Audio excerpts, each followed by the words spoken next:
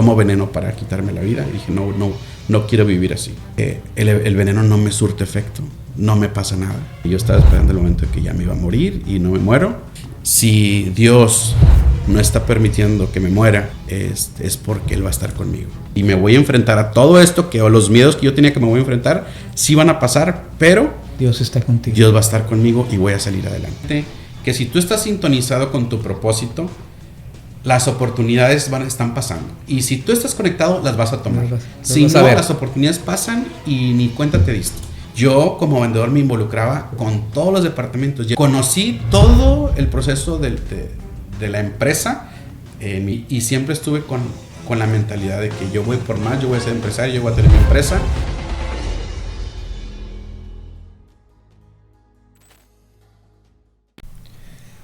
Hola a todos y bienvenidos a nuestro podcast Líderes Ocultos. Aquí estamos en un episodio más.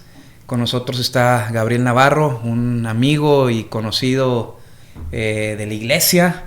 Gabriel Navarro es director y dueño de Securimetal, una empresa dedicada a temas del acero que ahorita nos platicará. Bienvenido, mi Gabriel, gracias por estar con nosotros. Muchas gracias, Enrique, gracias por la invitación y es un placer estar con ustedes. Bueno, para darles un poco de contexto de Gabriel y por qué está aquí con nosotros, aunque tenía muchos años de conocerlo, nunca había escuchado toda su historia, todo su testimonio y toda la experiencia que ha tenido, no solo en la parte empresarial, sino cómo su formación lo fue llevando hasta lo que es el día de hoy. Con un poco de contexto, Gabriel estuvo de misionero desde chico. Su papá decide dejar los negocios, su papá, un empresario exitoso en Monterrey, ya nos platicará ahorita, decide dejar sus negocios, se va de misionero a la sierra de Guerrero, a las poblaciones de Guerrero, donde había mucha violencia, muchas cosas muy complicadas, y ahí pasa parte de su infancia, de su adolescencia y de su juventud, y ahí tiene ciertas crisis, ciertos retos, pero tenía un llamado bien claro, un propósito de lo que quería hacer con su vida, y lo lleva a ser empresario, ¿no? Y de eso nos va a platicar el día de hoy Gabriel. Muchas gracias, Enrique. La primera pregunta que yo te tendría, Gabriel, es ¿cómo fue este proceso tuyo inicial de irte dando cuenta que querías dejar de ser el hijo del misionero a ser empresario? ¿Cómo nace eso, mi Gabriel?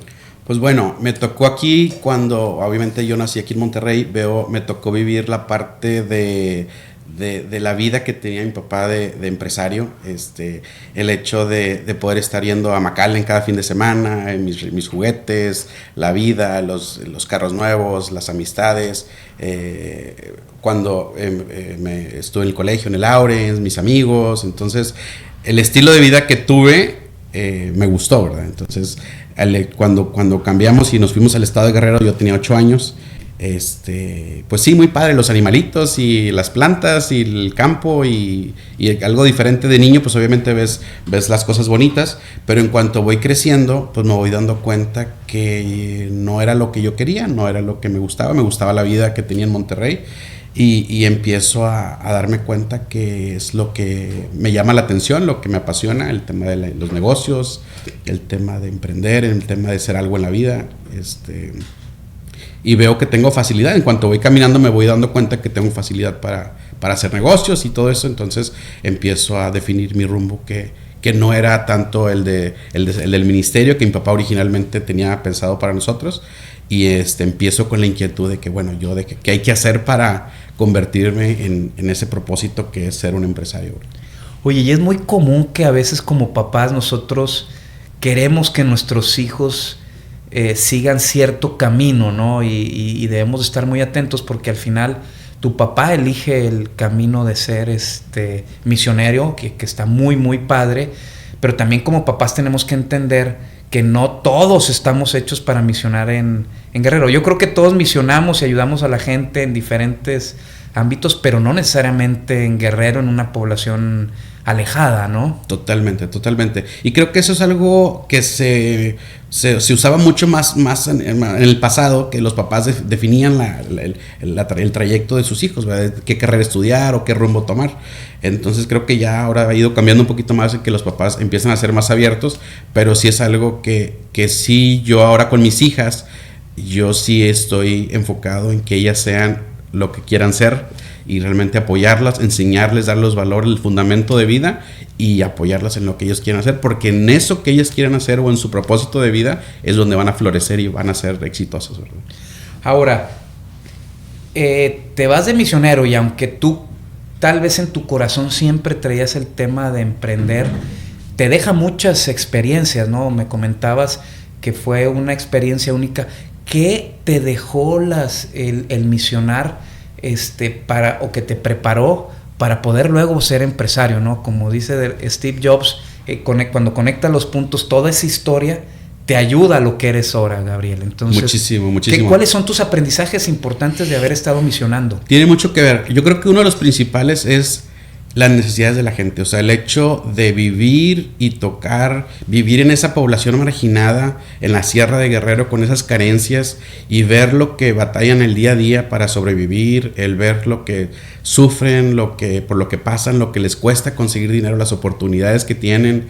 Son muchas cosas que uno aprende a valorar. O sea, el hecho... Te hace sensible a las necesidades. Totalmente. Ahora, el hecho también de estar con ellos en el proceso de siembra, de cosecha, del proceso de plantar un cultivo, pues trae mucha enseñanza de vida. O sea, eso es muy profundo, el hecho de decir, oye, de la semilla que yo cosecho la guardo para volverla a sembrar, y de eso mantengo a mi familia, y ver todo el proceso, el trabajo que implicó sembrar y cosechar, abonar, regar, todo el proceso de la agricultura, pues en la vida me enseñó a esperar los procesos y a saber que todo tiene un fin, y que de lo que coseches hay que reinvertir porque sigue la siguiente siembra. Entonces trae mucho aprendizaje tanto en el campo como en vivir una realidad que tenemos en México, que jamás nos imaginamos. Que es más, ese lugar parece que ni estamos en México. O sea, es tan diferente a lo que nos imaginamos, que cuando ves, te metes a las familias de cada uno y vas viendo y vas conociendo sus historias,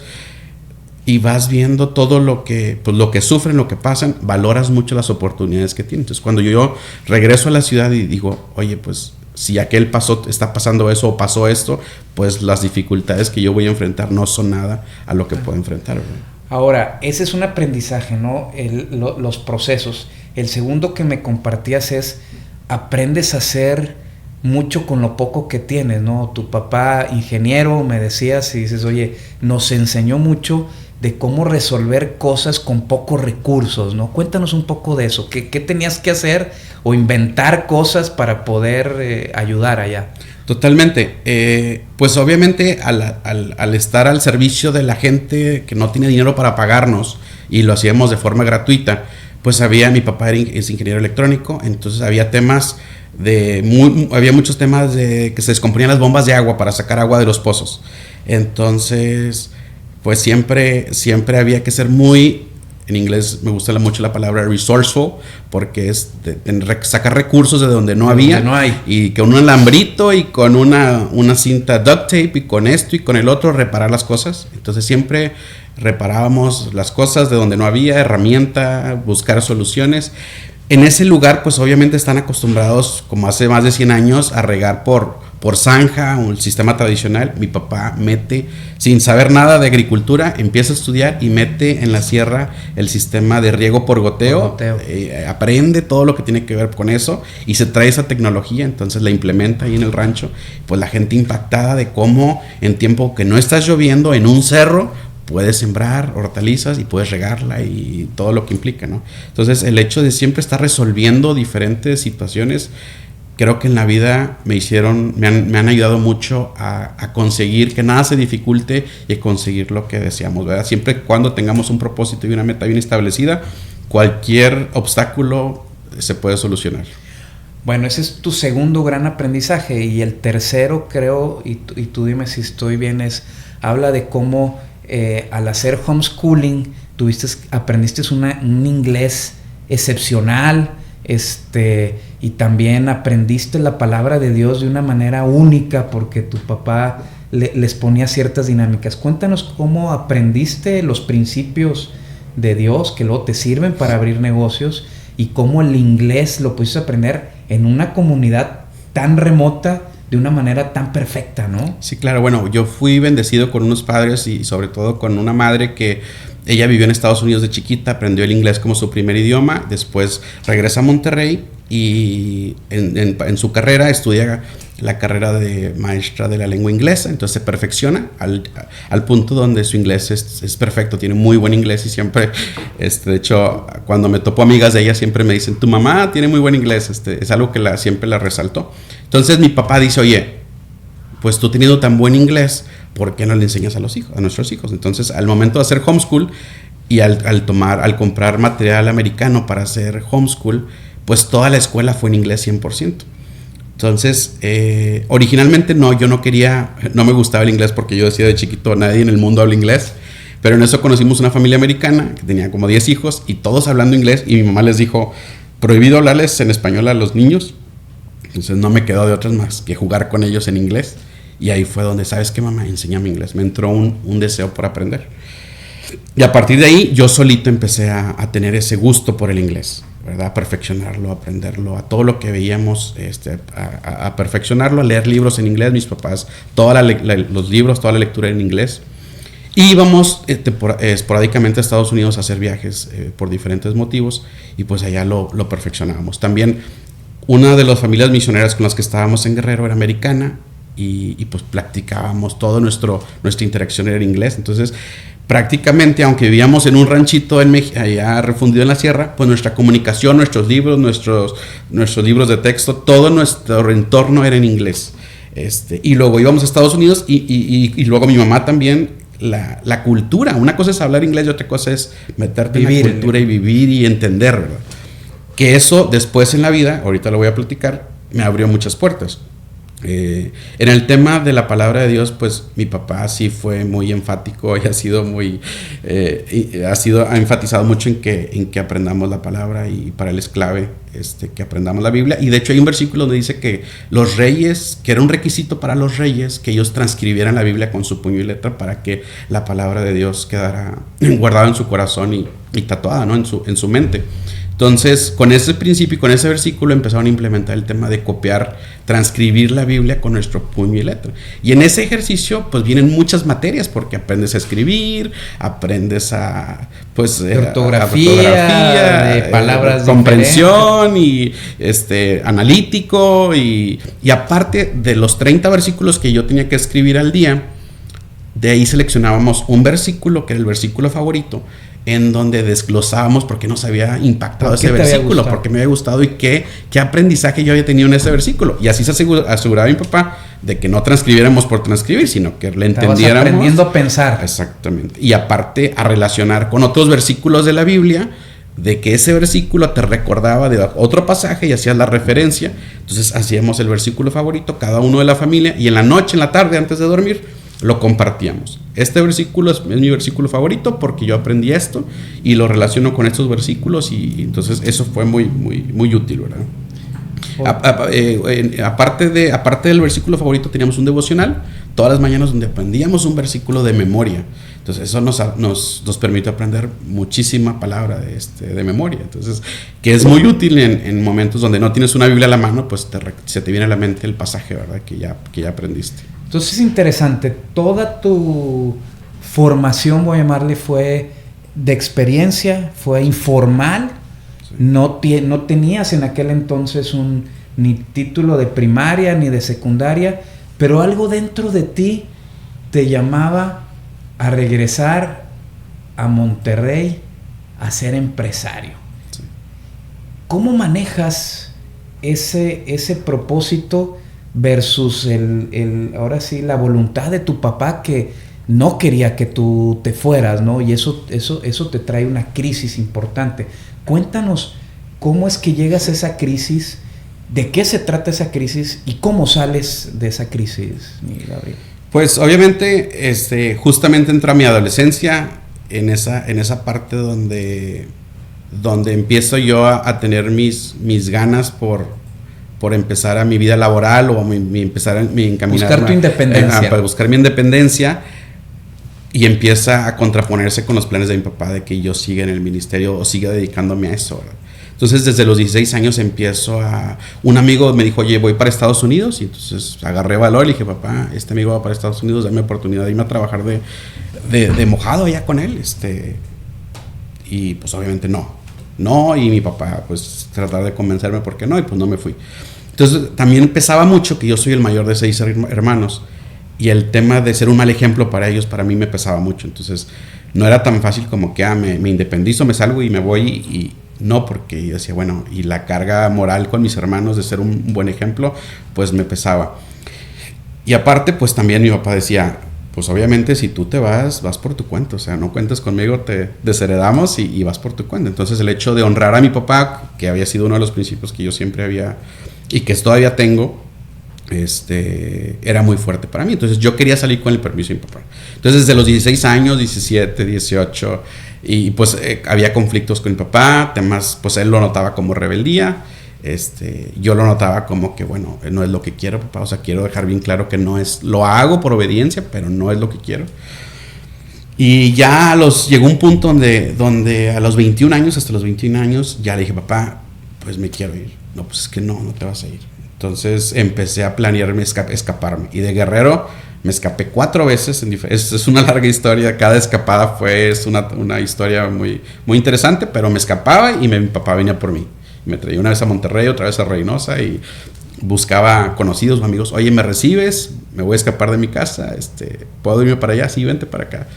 Y me iba, ahorraba escondidas dinero y me iba. Y mi papá me traía. Y me traía y me decía, Gabriel, las cosas van a cambiar.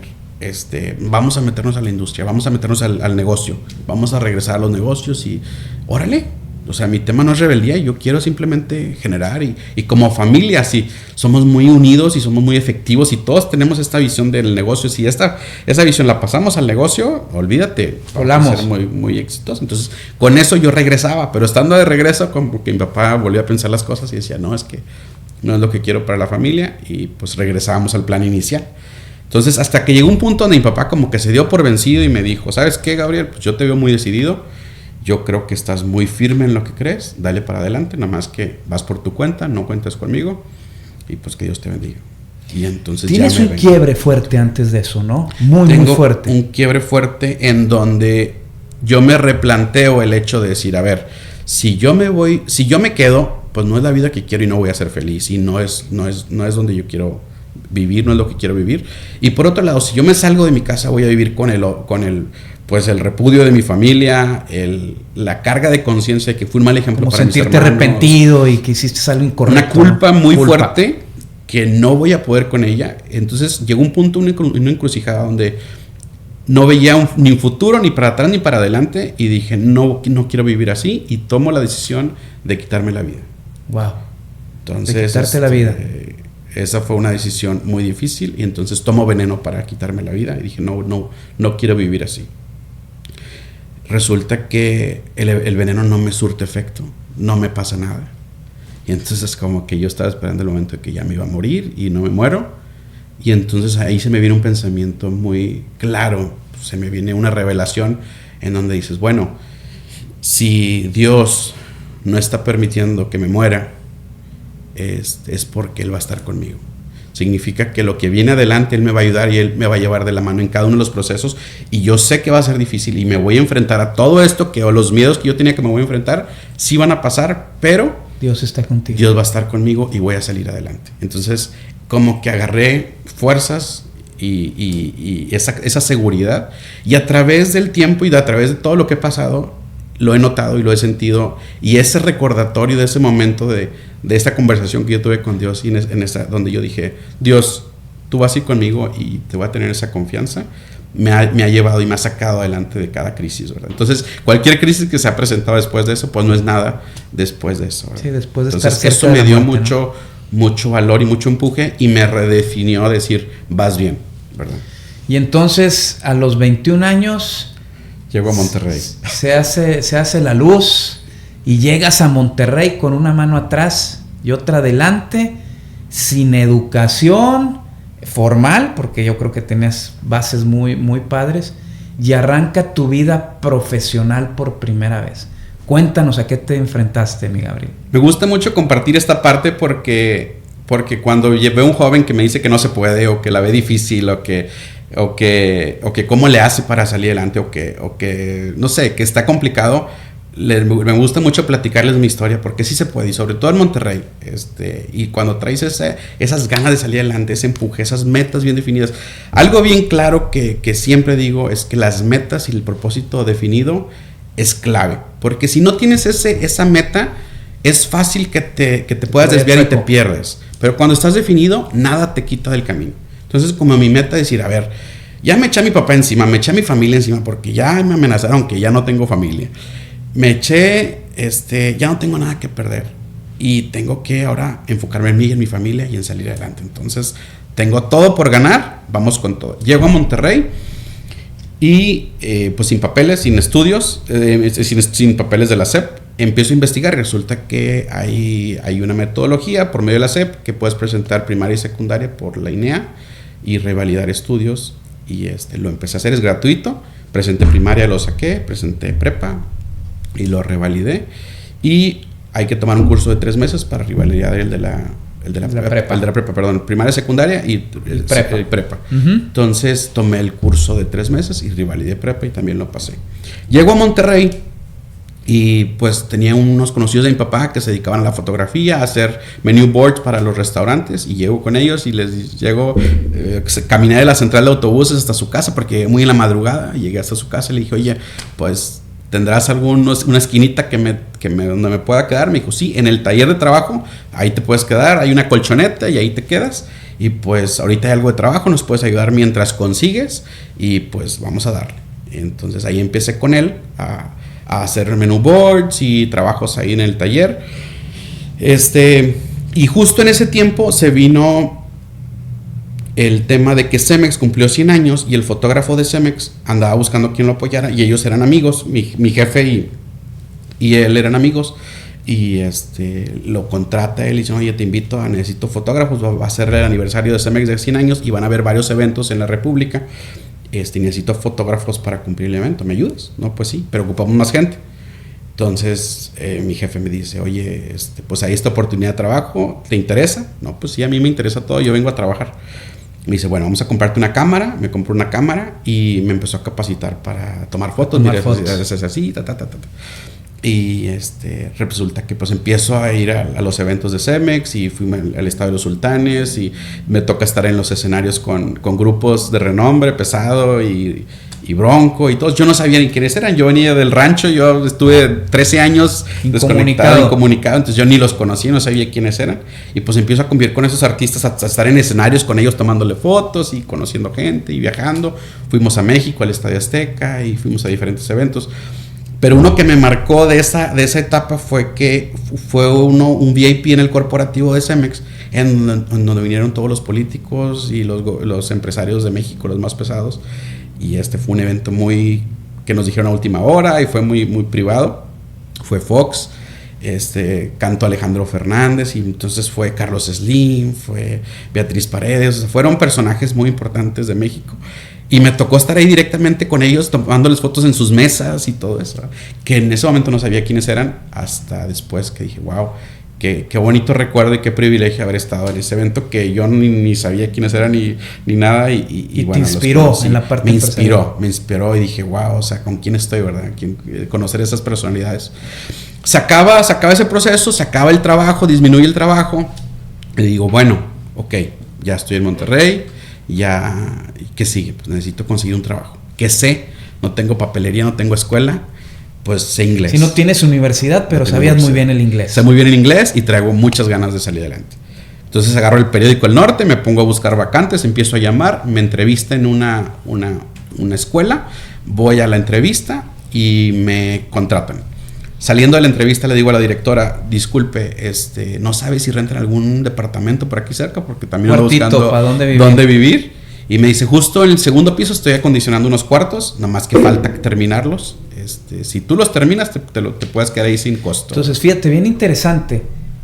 2 habilidades que aprendes en tus misiones te sirven en este segundo trabajo, ¿no? El inglés y el saber con poco arreglar un tema. Así es. Y así empiezas tu segundo trabajo. Así empieza mi segundo trabajo. Entonces arreglo mi cuarto, lo pinto, lo pongo electricidad y lo hago funcional y me cambio ahí y empiezo a dar clases en esa escuela. Para ese entonces, pues ya se había corrido la voz entre mis familiares que estaban aquí en Monterrey, que no tenía mucha relación, pero pues se empezó a correr la voz de que ya estaba aquí en Monterrey y un primo político se acerca y me dice, oye, pues mi papá tiene... Desde hace muchos años está en el negocio de las tortillerías, yo tengo tortillerías y aparte tengo una distribución de harina, de maseca y ocupo una segunda mano. Vente conmigo, te ofrezco trabajo. Dentro de 5 años te prometo una asociación, nos asociamos y ponemos una tortillería. Una tortillería. Como que el primer esbozo de tu primer negocio. Totalmente, amigo. Totalmente. Pero estos 5 años no va a haber horas extras, va a ser mucho trabajo. Vas a ser mi segunda mano, te voy a enseñar todo lo que tiene que ver con el negocio y sí te voy a pedir que no te quejes, o sea, no eres un empleado común y corriente, eres mi mano derecha y te voy a enseñar a ser dueño de negocio, aunque sea de una tortillería, pero ¿cómo ves? Le entras y yo, pues sí se alinea a mi propósito. Le pensé 2-3 veces por el tema de incondicional, sin horas extras, sin límite de horario y todo, le pensé un poquito, pero dije... Yo vengo a darlo todo, no tengo hijos. Y aprendí a trabajar duro. Y sé trabajar duro y yo le entro y vamos a darle. Pedí consejo, eso fue importante, pedí consejo. Mi instinto interno me decía que no, pero pedí consejo ahí con el pastor Rodolfo y él me dijo, dale para adelante. Entonces le dije, ¿sabes qué? Renuncié a la escuela de inglés y entré a la tortillería. Y pues resulta que me encuentro con la realidad que la tortillería empiezas a las 4 o 5 de la mañana, empiezas a aprender máquinas. Y pues ahí empecé a relacionarme con empleados, empecé a darme cuenta, pues, cómo es la parte obrera donde se quedan dormidos, no vienen a trabajar y la irresponsabilidad. Y entonces empecé a lidiar con esos y empecé a tener que aprender cada uno de los oficios dentro de la tortillería, que uno es el batidor y otro es el de la máquina y otro es el que agarra tortilla y otro es el que entrega. Cada uno tiene su especialidad. Entonces, pues empecé a cubrir cada uno de los puestos y empecé a hacerme experto en cada uno de los temas, ¿no? Entonces eso me ayudó a abrir el panorama de decir, bueno, puedo manejar toda una tortillería. Ya puedo manejar un negocio. Un negocio. Después, a las 9-10 de la mañana que se terminaba la primera oleada de tortillas, ya el negocio ya quedaba a cargo de los encargados y yo agarraba un camión de 3:30, me iba a Maseca, lo cargaba de Maseca y me Tú cargabas los bultos. O sea, me lo cargaban a mí los trabajadores de Maseca, pero yo los descargaba en las tortillerías. Sí. Entonces ahí sí fue cuando empecé a cuestionarme de que híjole, esto es lo que busco, esto es lo que quiero, porque pues empecé a hacer un trabajo de un machetero, ¿verdad? Donde cargas 2-3 bultos y descargas un camión de 3 toneladas tú solo, y después de estarlo haciendo todo el día, pues ya la espalda y los músculos pero yo estaba enfocado en mi propósito. Entonces yo decía, si esto es parte del propósito donde voy a llegar y es parte del entrenamiento y es parte de lo que te decía de aprender de la siembra y la cosecha, que es un proceso, pago el precio.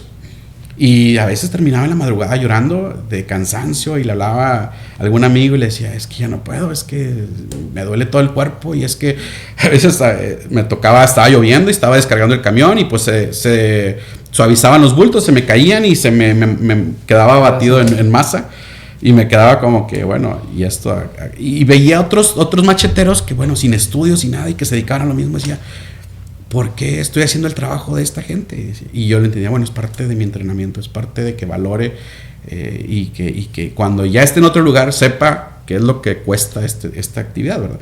Entonces, estuve 2 años así, de lunes a lunes, no había día de descanso, días bien pesados. Mis únicos días de vacaciones creo que eran Navidad y a veces ni quería ir al festejo familiar porque estaba devastado, era mi único día de descanso. Pero aprendí bastante, me abrí mi cuenta de banco, empecé a sacar dinero, empecé a sacar créditos, me endeudé, ya supe lo que era caer en buró de crédito. Entonces, aprender a manejar un 3:30 en Monterrey, conocer todo Monterrey. Hubo mucho aprendizaje que es muy valioso, que a veces cuando de repente, oye, hay que ir a Suazo a tal lugar, yo sé dónde es porque había una tortillería ahí que yo les tortilla. Entonces, todo hay un aprendizaje y me da gusto y valoro esa parte, ¿verdad? Que aunque son cosas que sí pasé momentos difíciles. Y no jaló al final el tema de la... Al final, mi jefe no le fue tan bien en los negocios, empezó a decaer y el proyecto o el tema de que algún día en 5 años nos íbamos a asociar para poner una tortillería se fue esfumando y entonces pues yo ya empecé a perderle el interés y decir, bueno, ok, ya, estuve 2 años, dije ya estuvo bien el tiempo, ¿qué sigue? ¿Verdad? Empecé a ver qué era lo que seguía. Cabe mencionar que cuando yo llego a Monterrey, yo tengo unos tíos que tienen aquí, que están bien acomodados, no teníamos mucha relación, pero yo dije, no hombre, yo llego a Monterrey, le hablo a mis tíos y ellos vienen y me dicen, mijito, aquí tienes tu cuarto, tienes tu alacena llena de comida, lo que se te ofrezca, está a tus órdenes. Llego a Monterrey, le hablo a mi tía y ¿cuál es la sorpresa? Que mi tía me dice, oye, pues avísame qué día puedes para vernos, para irnos a comer y platicar. Y yo, bueno, vamos a comer, me invitan a un restaurante, vamos a comer. Y mi tía de que muy amables, muy lindos y todo, pero bueno, pues ¿qué planes traes? Les cuento mis planes. Me dice, pues lo que se te ofrezca, estamos a tus órdenes, mijito, que te vaya muy bien y que Dios te bendiga. Entonces me salgo del restaurante así como que, ¿y ahora? Que sí. Tú estás esperando que te iban a arropar. Totalmente. Y obviamente yo salgo de ahí, pues, devastado, decir, bueno, ¿y ahora qué hago? Plan B, ¿verdad? Y pues bueno, dije, bueno, plan B, sabemos resolver lo que sigue. Y ahí fue la parte de la fotografía y todo ese rumbo que tomé. La tortillería. Pero durante este tiempo mis tíos me tuvieron de cerca, me estuvieron observando, estuvieron preguntándome cómo estaba, estuvieron viéndome. Y ya por ejemplo en el tema de la prepa, ellos me apoyaron para cubrir los gastos de que estudiara la prepa y rivalidara, porque eso ya ocupaba un poquito más de inversión. Ellos me apoyaron con eso. Cuando termino la prepa, se acercan conmigo y me dicen, bueno, ¿qué sigue para ti después de la prepa? Le dije, no, pues yo quiero estudiar mi carrera. Como parte de mi meta, de mi propósito, pues es tener una carrera. Y le dije, nomás que con el trabajo que tengo ahorita pues sin horarios y que me demanda mucho tiempo, pues es imposible estudiar. Me dice, bueno, está bien. Se van unos días y me vuelven a hablar. Te tenemos una propuesta. Le dije, a ver. Te vamos a pagar 3/4 de la carrera, tú vas a pagar 1/4 para que valores y para que le eches ganas, pero te hacemos una propuesta de pagarte 3/4 de tu carrera si decides estudiar. Yo, no, pues sí, definitivamente se alinea a mi plan. Le dije, pero pues el trabajo. Y me dice, te vamos a conseguir un trabajo también de oficina en donde puedas trabajar, porque para mí el trabajo de oficina no era factible por el tema de que no tenía estudios, ¿verdad? Me dice, te vamos a conseguir un trabajo de oficina. Mi tío hace unas llamadas y me hace una entrevista con un primo de él que tenía una empresa. Ellos se dedican al tema de las rejas, los cercos y todo eso. Tienen una empresa más de 45 años. Y me habla para una entrevista, voy a la entrevista y me dice el ingeniero, dice, mira, yo no contrato gente que no tenga estudios, pero vienes muy bien recomendado por tu tío, te voy a dar una oportunidad. Yo no estoy aquí para mantener a nadie, el trabajo te lo tienes que ganar y te doy 3 meses de prueba para que te desarrolles. Si en esos 3 meses no la haces, pues con toda la recomendación y con todo, pues te vas. Ni modo. Y yo dentro de mí dije, no hombre, con esos 3 meses es más que suficiente. Con esta hambre que traigo de salir adelante es más que suficiente. Le dije, lo único que voy a estudiar en las tardes, no pasa nada. Tú puedes salir a estudiar en las tardes, pero los horarios es de lunes a viernes en este horario. Perfecto. Entonces entro a marketing, un puesto nuevo que él diseñó. Entro a marketing y pues empiezo con todo. Empiezo a trabajar ahí, echarle todas las ganas, aprender. Y de repente yo apoyaba ventas con estarles pasando proyectos que yo estaba encontrando en redes, en periódicos y todo Leads eso. Y prospectos, sí. En eso sale un proyecto del consulado de Monterrey que se iba a cambiar del centro, se iba a cambiar a Santa Catarina y resulta que la constructora era una constructora americana, 100% americana, constructores americanos, trabajadores americanos, eran todos americanos. Entonces cuando los de ventas tratan de contactar a la constructora, pues se topan con el inglés, ¿verdad? Que no pueden contactarlos. Entonces me dicen, oye, ¿quién habla inglés? No, pues yo. Oye, pues nos ayudas con hacer la cita y contactarnos y todo es lo que tiene que ver con hacer la cita con ellos. Claro que sí. Empiezo a hacer la cita, vamos a visitarlos, empiezo una negociación con ellos y entonces el gerente de exportaciones que estaba en la empresa, que actualmente en ese momento estaban exportando solamente a Centroamérica y Sudamérica por el tema de que no hablaba inglés, pues en esas negociaciones, no sé en qué momento, me escuchó hablando inglés por teléfono con la constructora americana y fue con el dueño y me dice, oye, este muchacho, ¿quién es? ¿Qué rollo? No, pues está en Mercadotecnia y ta. Me dice, ¿cómo me gustaría que hay posibilidad de que me lo trajera para exportaciones, para abrir el mercado americano y canadiense, ¿cómo ves? No, pues muy buena idea. Entonces le parece al dueño buena idea y me hace una propuesta donde ya me aumentan de sueldo para que me ya pase como ejecutivo de cuenta para buscar clientes en Estados Unidos y Canadá. Wow. Pues para mí fue una confirmación de que, bueno, vamos por bien camino y ya no me van a despedir, sino que ya les gustó mi trabajo, ¿verdad? Y resulta que empiezo con exportaciones, empezamos a buscar clientes a Estados Unidos y de mis primeras llamadas fue un cliente de Nueva York que me dijo, me interesa muchísimo, quiero visitarlos, me reciben. Y entonces, claro que sí, fui al aeropuerto por él, lo trajimos a la empresa, le presentamos la empresa, nos compró, se hizo muy buen cliente, se hizo un buen amigo. Y fue para mí como que, wow, tengo una habilidad. O sea, el hecho que mencionaba anteriormente de conocer la cultura, pues no nomás es el idioma, es la cultura y que que conectes con el gringo. Ahora, ¿no? Tu papá, antes de ser misionero, excelente vendedor. Sí. Y tú lo traías en el DNA, ¿no? Y arrancas de una manera en ventas por un tema que te pasó en las misiones, el inglés, y un don que tenía tu papá o que tal vez te lo pasó, que es la parte de vender, ¿no? Sí, claro. Claro que yo no le llego a los talones a la parte comerciante que él tiene, pero obviamente aprendí aprendiste. Muchas cosas, ¿verdad? Y mi enfoque es más que convencer con palabras, yo soy más de convencer con servicio. Yo me gusta mucho el servicio al cliente y que también lo aprendí en misiones, el tema de ver un poquito más de allá del dinero y realmente que lo que te venda sea un servicio y que te sea un valor agregado a lo que tú necesitas. Entonces, pues resulta que me encuentro apasionado vendiéndole a clientes en Estados Unidos. Crecemos el negocio, resulta que esa unidad de negocio representa la segunda unidad con más utilidad de la empresa. Y fue un boom el crecimiento de exportaciones con nosotros. Hice muy buena mancuerna con mi jefe. Empezamos a ir a expos a Estados Unidos, a organizar expos, a exhibir nuestros productos allá, a mandar trailers de contenedores, trailers de producto. Y pues me apasiono, me doy cuenta que es mi pasión el tema de comercio exterior y el tema de ventas. Termino mi carrera en administración de empresas, saco mi título, saco mi cédula. Y bueno, yo no entendía cómo mis compañeros de universidad no faltaban, no iban. Decía, oye, espérame, esto es por ti, esto no es para tus papás, esto es para ti. Entonces yo iba a la escuela con muchas ganas porque decía, bueno, esto es para mí. Y luego me servía mucho todo lo que estaba trabajando y lo que estaba viviendo en el trabajo, me servía mucho para los ejemplos y para las actividades de la escuela. Entonces no se me complicó la escuela para nada.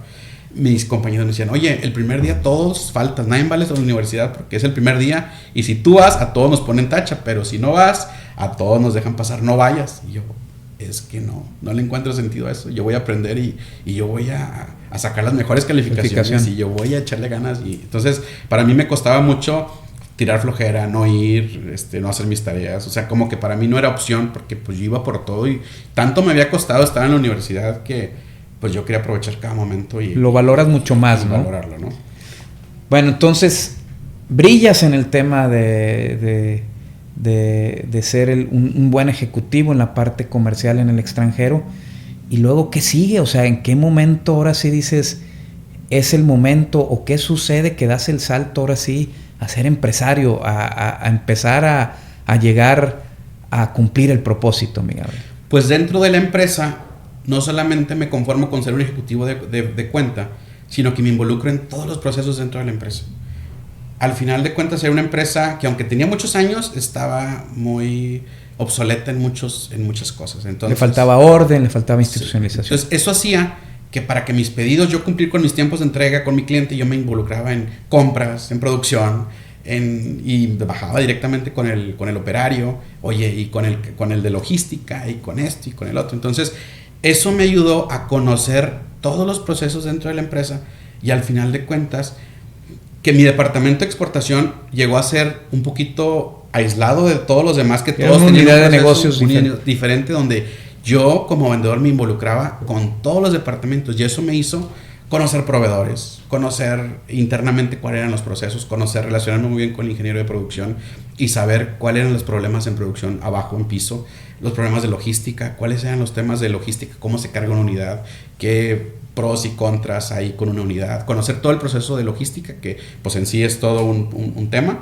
Entonces conocí todo el proceso de la empresa en mi puesto y siempre estuve con la mentalidad de que yo voy por más, yo voy a ser empresario, yo voy a tener mi empresa, entonces quiero conocer cómo se maneja una empresa de control. Entonces esa fue muy importante porque tuve un aprendizaje profundo en cada una de las áreas, ¿verdad? Uh-huh.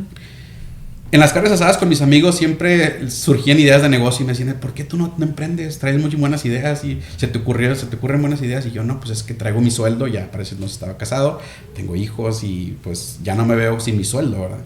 Pero siempre me animaban y decía, traes buenas ideas y yo te vemos como que eres buen emprendedor, pero sí, pero no me puedo ahorita arriesgar a emprender. Mi jefe lo suben de puesto, yo agarro el puesto de él como gerente de exportación, ahí lo siguen subiendo como director, yo agarro otras áreas, mayoreo, vivienda, y empiezo en 3-4 unidades de negocio a mi cargo, en donde me empapo más de toda la empresa, todos los negocios. Y llegó un punto donde la empresa llegó también a su límite de crecimiento y yo traía muchas más ganas de crecer. Entonces yo me empecé a aburrir, ya empezó un tema de que empecé a buscar trabajo en otros lados, y cuando me contrataban, en la empresa me contraofertaban para que no me fuera, pero al final de cuentas mi propósito estaba como que ya tenía un tope, ya de ahí ya no seguía nada más. Entonces con ese mismo pensamiento dije, bueno, trabajo de lunes a viernes, sábado y domingo puedo hacer algo por mi cuenta. Abrí una página de Facebook con el tema de herrería, busqué un soldador y le dije, oye, ¿cómo ves si el fin de semana agarro proyectos de herrería, de protector de ventanas y esto, y tú me los fabricas, y el sábado y domingo vamos y los instalamos, y así empezamos? Y creo que ahí te conocí a ti. Sí. Tú fuiste uno de mis primeros clientes. Y empezamos a hacer trabajitos los fines de semana de herrería. Y pues bueno, durante mi crecimiento en la empresa fui pisando callos y fui ahí ganándome algunos enemigos por tema de que pues íbamos creciendo y nos estaba yendo bien. Y pues en una oportunidad, uno de ellos fue con el chisme con los directores y decir que pues yo tenía una empresa, que yo tenía un negocio por fuera y que yo le estaba dedicando más tiempo a mi empresa que al negocio. Y empezó ahí, se hizo un chisme muy grande de ese tema que ni siquiera me preguntaron, simplemente nomás me pidieron, pásale a recursos humanos. Y quise yo discutirlo o hablarlo y no se me dio la oportunidad. Entonces dije, bueno, creo que querían dejar claro, o un ejemplo muy claro de que no puedes tener otro negocio. Así es. Entonces pues me corren sin liquidación también, o sea, me corren, me hacen que firme renuncia voluntaria. Ya tenía 8 años y fue un conflicto de que lo peleo, no lo peleo, y yo no lo voy a pelear, vamos a lo que sigue, vamos a enfocarnos. Entonces pues ya me avientan al ruedo donde pues no me queda de otra decir, órale, ya estoy. Oye, y ahí es un momento también crucial, ¿no? Porque eras ejecutivo, ya empiezas a hacer tus pininos, que siempre va a tener conflictos con empresas que quieren que estés el 100%, aunque estés el 100%. Y ahí entra también mucho el rol de tu esposa, ¿no? De tu familia, porque cuando uno va a emprender, dice, híjole, ¿sigo en lo calientito de tener un sueldo fijo o empiezo de cero? ¿Qué rol jugó tu familia y tu esposa para poder emprender? Porque ahí arranca tu emprendimiento, mi Gabriel. Sí, totalmente. Pues junto con mi separación de la empresa, donde ya renuncio, mi esposa es nutrióloga y ella también es muy visionaria, le gustan los negocios. Y había platicado con algunas amigas de asociarse para poner un spa entre varias amigas, y que un equipo costaba 40,000 pesos para poner, y entonces se lo iban a dividir entre las 3 amigas para poner ese negocio. Y yo, pues con la educación que traía, yo no era muy partidario de tener sociedades. Y le dije, oye, ¿y cuánto cuesta ese equipo? No, pues 40,000. Dice, pues no tenemos los fondos. Le dije, déjame ver qué hago. Me pongo a investigar y le consigo esa misma máquina en Houston en $300. Órale. Entonces, usadita, pero en $300. Resulta que mis hermanos viven en Houston y entonces le hablo al cliente y le hablo a mi hermano, oye, puedes ir y me prestas el dinero y yo te lo pago, y cuando vengas me traes el equipo. Resulta que me trae el equipo y con $600 pone su spa ahí en la casa y empieza a hacer tratamientos de masajes relajantes masajes reductores a mujeres, y con la parte de nutrición pues resulta que le empieza a ir muy bien. Y empieza a crecer y renta un local y lo adornamos y lo pusimos todo y hicimos un spa. Entonces daba consultas de nutrición y daba tratamientos estéticos. Entonces ella también por su lado, yo la coaché para que ella empezara. Pues resulta que a través de los años, una amiga de ella le dice, oye, ¿dónde compraste tu máquina? No, pues yo la compré en tal lugar. Para esto, mi esposa siguió creciendo y ocupó más máquinas. Y me puse a investigar y me empecé a traer máquinas de China. Entonces, pues resulta que Cofepris regula las máquinas, comercio exterior. O sea, es un tema, hay una mafia en ese tipo de máquinas.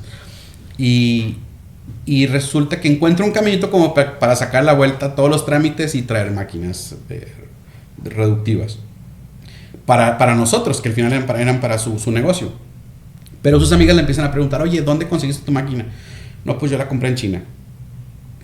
Oye, ¿me vendes una? ¿Me consigues una y me la vendes? Ah, perfecto. Entonces mi esposa se empieza a traer una máquina. Y otra. Y empieza a venderla antes de que a mí me despidieran. Y trae una y pues ahí la tenía. Y luego otra y la empieza a anunciar en Facebook y se le vende y se gana otros 5,000 pesos. Entonces cuando a mí me despiden, pues ya estaba empezando esa venta de máquinas, ¿verdad? Entonces, pues yo digo, pues lo único que tengo de que agarrarme son las máquinas y pues ya le sé esto y ya trajimos 2, 3. Pues en vez de 2, 3 vamos a traernos 5 y vamos a ver qué tal. Entonces ya hago un catálogo de productos y ya hago una página de Facebook y ya hago un logo, se llamaba Maxpa, de máquinas y spa, y empiezo a traerme, pues empieza a crecer el negocio, contrato una vendedora y contrato otra vendedora en Mérida, y eran 2 vendedoras, y el negocio empezó a crecer significativamente, pero al final de cuentas, pues lo mío, yo venía mi experiencia en el acero, los fierros, no era el tema estético, entonces me empiezo a relacionar con el tema estético, obviamente por necesidad, pero no era lo mío. Una de las cosas donde mi esposa jugó una de las decisiones importantes que mi esposa tomó un papel fue cuando me despiden, pues yo dije, yo estaba acostumbrado a recibir un sueldo, dije, necesito un sueldo, me pongo a mandar currículums, en la primera empresa que me hablan me ofrecen un ofrecimiento mucho menor del que yo ganaba y digo, acepto, y mi esposa me dice, no es momento, aceptes. Ya no aceptes. Tanto tiempo tienes con ganas de emprender, es momento de que te independices. Vamos, yo me voy a fortalecer contigo, vamos a aguantarnos, vamos a echarle ganas y va a ser difícil, pero yo te voy a apoyar para que emprendas. Entonces esa decisión de ella fue un parteaguas para que empezara el emprendimiento. Y ahí arrancas, hazlo las máquinas y ahora sí arrancas tu emprendimiento bien a bien en temas del acero. Cuéntanos, Gary. Sí, bueno, las máquinas pues fueron las que nos dieron de comer los primeros años, pero pues como te digo, yo no era lo mío, no me gustaba, lo hacía nada más como que para sobrevivir. Y pues yo estaba con mis ojos abiertos buscando oportunidades. Yo soy una persona fiel creyente que si tú estás sintonizado con tu propósito, las oportunidades están pasando. Y si tú estás conectado, las vas a tomar. Si no, las oportunidades pasan y ni cuenta te diste. Entonces yo estaba bien, con mis antenas bien paradas de esas oportunidades, de esos cruces en el camino que a todos nos pasan.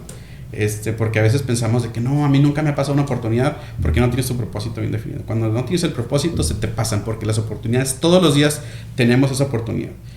Y eso te digo desde conoces un plomero o un electricista, cualquier persona que conoces en el camino, yo trato de guardar su número de teléfono porque tarde que temprano de repente uno no sabe por dónde sale el tirito y tienes un contacto. Entonces, en estas partes de la búsqueda, de traer las antenas paradas, de que dónde salta la liebre, conozco en la iglesia también a un amigo, me hago amigo de un chavo que lo escucho hablar y le digo, me gusta su forma de pensar, me gusta que es muy honesto, me gusta que varias cualidades que yo vi en esta persona y yo quiero ser amigo de él. Entonces me acerqué a él y me presenté, soy fulano de tal, me gustó lo que dijiste, la fregada, quiero seguirte conociendo, no sé si nos podemos tomar un café, y entonces empieza una amistad ahí con él. Resulta que al tiempo él sale de la ciudad, se va para León y deja su casa, iba a rentar su casa y me la ofrece a mí. Yo andaba buscando, yo me acababa de casar y ocupaba una casa en renta, me renta su casa y resulta que su casa, cuando al año que él ya se regresa y que yo le entrego su casa de regreso, se la entregué mucho mejor que como él me la había entregado. Entonces eso a él le gusta mucho y eso es parte del aprendizaje también de mi casa, ¿verdad? De que oye, si alguien te presta algo, regrésalo en mejores condiciones. Entonces pues yo la pinté y la arreglé y le hice cuantas cosas mejor de como me la habían entregado, porque pues esa fue mi educación. Entonces eso le impresionó a él. Después me lo platicó, ¿verdad? De que eso me impresionó, de que no cualquier persona te entrega las cosas en mejor condición de que cómo se las dejaste. Seguimos platicando, siguió la amistad, fue en tema de amistad. Y él estaba en una empresa alemana que se dedicaba al tema de la herramienta. Él vendía herramienta alemana aquí en la industria. Entonces, platicando, le digo, oye, yo tengo 2, 3 proveedores. Yo tengo un proveedor de que hace rótulos y viniles y cosas esas. Y él le ofrece a la industria todos sus proyectos. Y traigo 2, 3 cosas que podemos ofrecer. Tú que andas en la industria, si te interesa, yo estoy en mi casa, yo puedo visitarla. Tú pásame el tirito.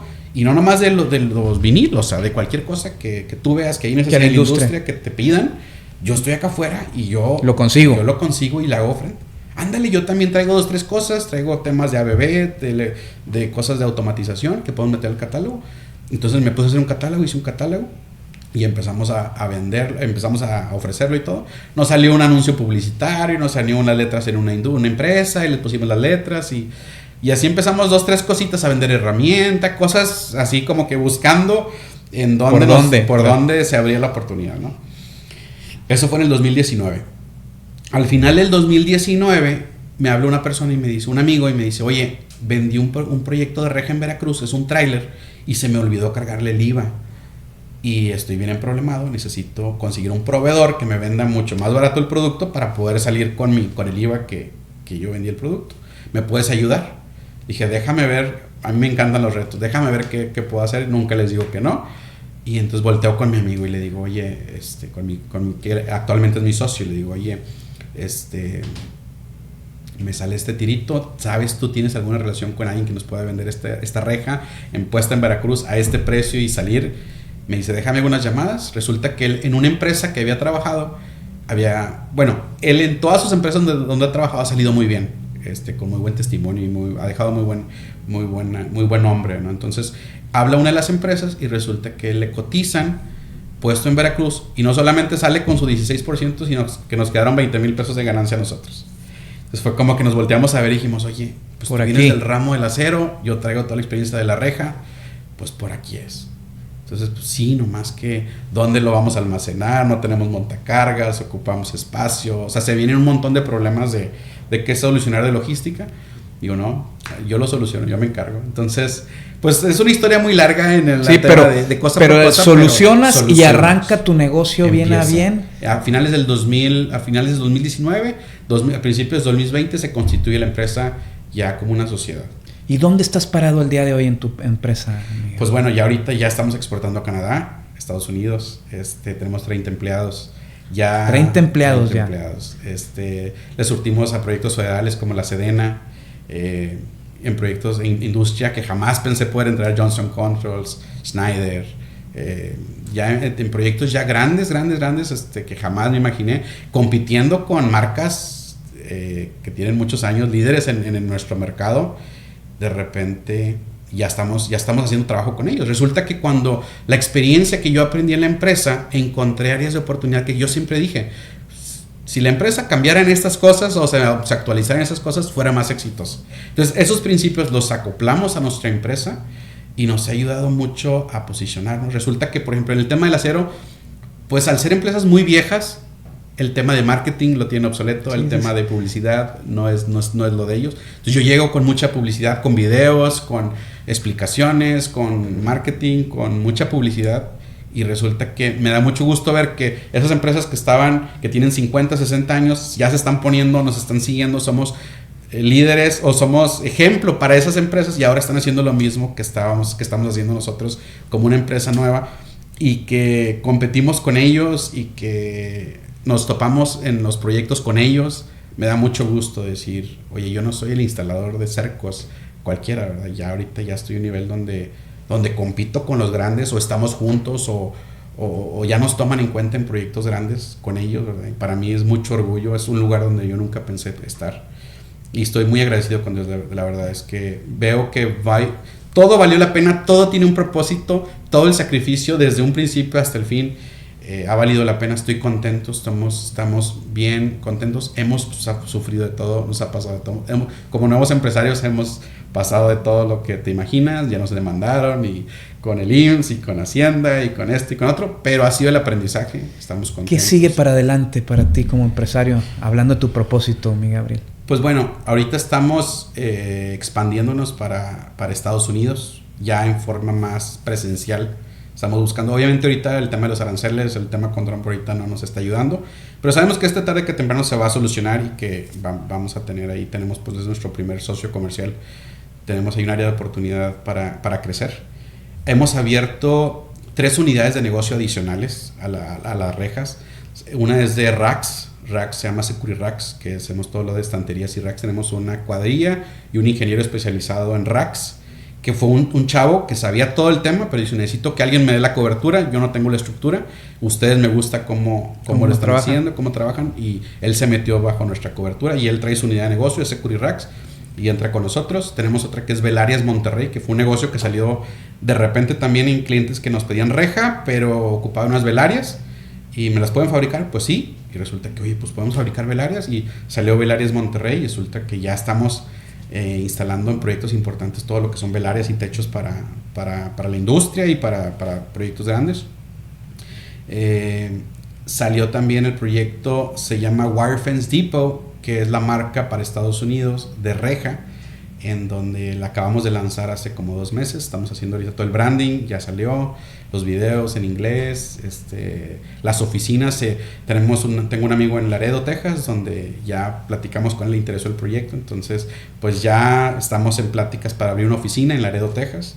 Entonces pues nuestra visión es llegar muy lejos. La verdad es que yo no sé exactamente hasta dónde, Dios nos va a decir y Dios nos va a abrir o cerrar puertas, pero nuestra visión es llegar muy lejos de forma institucional, de una forma, queremos crecer a ser unos empresarios pues de renombre, expandirlos. Ahora, no sabemos si la reja va a ser nuestro negocio principal.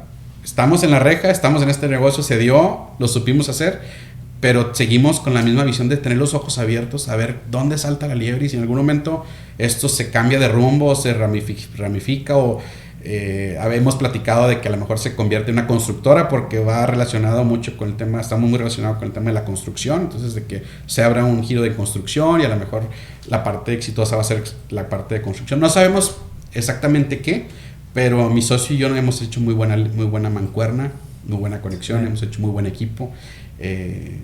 Nos enfocamos mucho en la gente, lo que nosotros sufrimos de empleados, tratamos de que nuestros empleados no lo sufran. Tenemos un tema de ayuda social, un programa que se llama Red de Valor, en donde nos enfocamos mucho en que nuestra gente, nuestra empresa se involucre en temas de ayuda social. Vamos a escuelas, vamos a proyectos donde nuestra gente se involucra. Nosotros como empresa nos involucramos en centros de rehabilitación para drogadictos, apoyamos mensualmente con una aportación o en especie, climas o diferentes necesidades, enfermos, de repente hay necesidades de gente enferma y hay que apoyarlos económicamente.